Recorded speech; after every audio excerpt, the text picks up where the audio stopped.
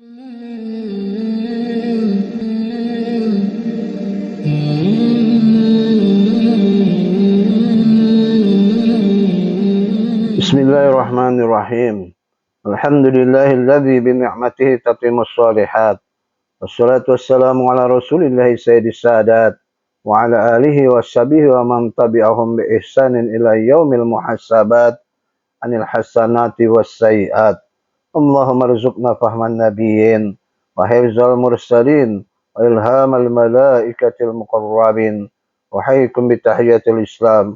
Assalamualaikum warahmatullahi wabarakatuh. Sobat soleh dan solehah rahimakumullah. Ta'liful qulub adalah ikatan hati orang-orang yang beriman yang dilandasi oleh ketakwaan dan cinta kepada Allah Subhanahu wa taala. Ta'liful qulub menjadi pondasi utama bagi para aktivis dakwah dalam membangun persaudaraan yang murni sesamanya dan juga wahdatul ummah semesta. Ada hubungan yang aksiomatis antara kekuatan rohiyah dan kesatuan hati. Rohiyah yang hidup, segar, kuat, dan kokoh menjadi daya rekat yang kuat bagi ta'liful qulub. Sebaliknya, rohiyah yang lemah, layu, letoy, dan ringkih amat sangat mudah kemasukan karat dan residu yang berbahaya yang dapat menghancurkan ta'liful qulub itu sendiri dan memporak-porandakannya. Sobat soleh dan solehah rahimakumullah, sesungguhnya dimensi ruhiyah merupakan faktor utama yang mengikat hati. Hati yang cinta kepada Allah itulah hati yang dapat bersatu dalam ikatannya. Hanya Allah sajalah yang dapat membuat hati itu bersatu, saling mengikat dan berkelindan. Ikatan hati itu terlebih dahulu sebelum ikatan organisasi dan hizbi. Firman Allah Ta'ala, A'udzubillahi minasyaitonirrajim. Wa yuridu an yakhda'uka fa inna hasbakallahu walladzi ayyadaka binasrihi wa bil mu'minin.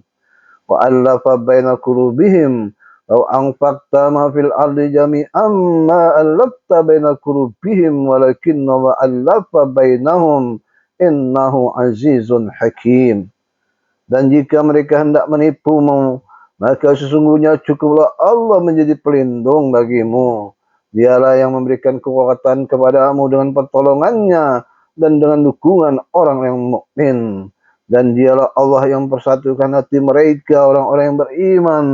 Walaupun kamu menginfakkan semua kekayaan yang berada di bumi, niscaya kamu tidak dapat mempersatukan hati mereka. Tetapi Allah telah mempersatukan hati mereka. Sungguh Dia Maha Perkasa, Maha Bijaksana. Surat Al-Anfal ayat 62 dan 63. Sahabat soleh dan solehah rahimakumullah, menjaga kebersihan hati dan kekuatan rohiyah menjadi keharusan setiap diri aktivis dakwah. Karena itu, waspadalah terhadap berbagai hal yang dapat merusaknya. Rohiyah yang melemah menyebabkan hati mudah kemasukan kotoran dan residu yang berbahaya. Ujungnya melahirkan niat yang bengkok, motivasi yang tulus dan murni berubah menjadi motivasi yang penuh dengan ambisi mencari keuntungan dunia, mengejar kedudukan, posisi, jabatan, harta, dan uang. Apa yang menjadi sababun nuzul ayat pertama surah Al-Anfal itu kiranya dapat menjadi pelajaran untuk para aktivis dakwah. Firman Allah Ta'ala, A'udzubillahi minasyaitonirrajim. Yas'alunaka 'anil anfal. Qulil anfalu lillahi war rasul. Wattaqullaha wa aslihu dzata bainikum wa ati'ullaha rasulahu in kuntum mu'minin. Mereka menanyakan kepadamu ya Muhammad tentang pembagian harta rampasan perang. Katakanlah, harta rampasan perang itu milik Allah dan Rasul. Maka bertakwalah kepada Allah dan perbaikilah hubungan di antara sesama. Dan taatlah kepada Allah dan Rasulnya jika kamu orang-orang yang beriman. Al-Anfal ayat 1. Ayat ini membicarakan persoalan harta rampasan perang yang diperoleh kaum muslimin setelah usainya perang Badar Kubra. Perang ini berakhir dengan kemenangan kaum muslimin. Mereka memperoleh harta rampasan perang yang banyak. Al-Anfal atau ghanimah ialah segala macam harta yang diperoleh kaum muslimin dari musuh dalam medan pertempuran. Harta rampasan perang ini dinamakan Al-Anfal yang merupakan bentuk jamak dari Al-Nafal karena harta-harta ini menjadi harta kekayaan kaum muslimin. Sobat soleh dan soleha rahimakumullah. Setelah kaum muslimin memperoleh harta rampasan perang itu, terjadilah perselisihan pendapat di antara mereka yang ikut berperang. Perselisihan ini mengenai cara-cara pembagiannya dan pihak-pihak manakah yang berhak mendapatkannya. Pihak pemuda atau pihak orang-orang tua, pihak-pihak orang muhajirin atau pihak ansor, ataukah pula masing-masing pihak sama-sama mendapat bagian. Persoalan ini dibawa kepada Rasulullah SAW agar mendapatkan keputusan yang adil. Sebagai jawaban atas pertanyaan kaum muslimin itu, Allah memerintahkan kepada Rasulullah SAW untuk menetapkan hukumnya bahwa harta rampasan perang itu adalah milik Allah dan Rasul-Nya. Oleh sebab itu, menentukan pembagian harta rampasan itu bukan kelompok pemuda atau kelompok orang tua, bukan orang muhajirin atau orang ansor, bukan pula tim penyerang, tim pelindung, atau tim pengumpul harta rampasan perang. Tetapi Allah lah yang menentukannya dengan wahyu yang diturunkan kepada Rasul-Nya. Akhirnya, Rasulullah membagi harta rampasan perang itu secara merata di antara kaum muslimin. Sahabat soleh dan soleha rahimakumullah. Dalam ketentuan ini terkandung pelajaran yang tinggi bagi kaum muslimin agar mereka tidak beranggapan bahwa harta rampasan perang yang mereka peroleh itu merupakan imbalan jasa peperangan. Tetapi semata-mata mereka peroleh karena karunia Allah SWT. Kalau mereka beranggapan bahwa harta itu sebagai imbalan jasa, maka perjuangan mereka tidak murni karena Allah dan mengikuti perintah Rasul-Nya.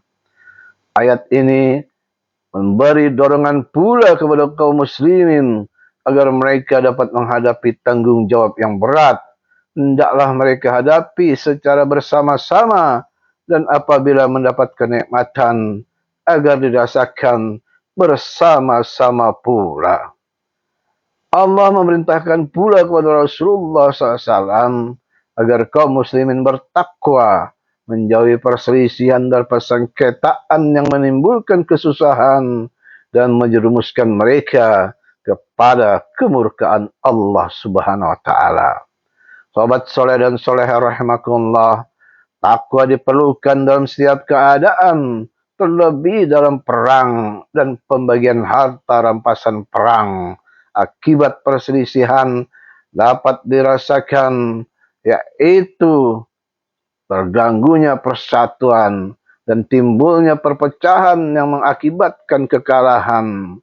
Dengan ketakwaan kepada Allah SWT, menurunkan rahmat-Nya, dan dengan rahmat itu hati dapat bersatu dalam ikatan yang kuat dan kokoh.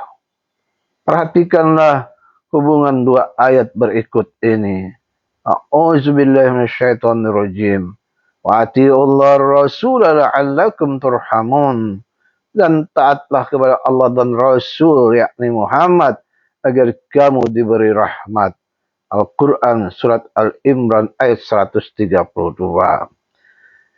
Walau sya'a rabbuka laja'alan nasa ummatan wahidah ولا يزالون مختلفين إلا من رحم ربك ولذلك خلقهم وتمت كلمة ربك لأملأن جهنم من الجنات والناس أجمعين. Dan jika Rabbmu menghendaki, tentu Dia jadikan manusia umat yang satu, tetapi mereka senantiasa berselisih pendapat, kecuali orang yang diberi rahmat oleh Rabbmu. Dan untuk itulah Allah menciptakan mereka. Kalimat atau putusan Rabbmu telah tetap.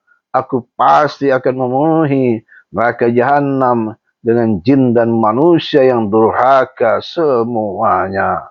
Quran Surat Hud ayat 118, 119. Sobat soleh dan soleh rahimakumullah. Selanjutnya Allah SWT memerintahkan kaum muslimin memperbaiki hubungan sesama muslim, yaitu menjalin cinta kasih dan memperkokoh kesatuan pendapat. Hal inilah yang dapat mengikat mereka dalam kesatuan gerak dalam mencapai cita-cita bersama, yaitu li'a'la'i kalimatillahil ulya. Persatuan dan kesatuan ini menjadi dasar kekuatan umat dalam segala bidang. Itulah sebabnya memperbaiki hubungan di antara sesama muslim diwajibkan, terutama di barisan para aktivis dakwah, agar kaum muslimin menyadari akan pentingnya menghindari bahaya yang mengancam mereka dan bahaya keretakan dan perpecahan yang menggoyahkan kesatuan umat. Sobat soleh dan soleh rahimakumullah, kita cukupkan dahulu hingga di sini. Semoga manfaat. Wallahu a'lam bishawab. Subhanakallahumma wa bihamdika asyhadu an la ilaha illa anta astaghfiruka wa atubu ilaik. Assalamualaikum warahmatullahi wabarakatuh.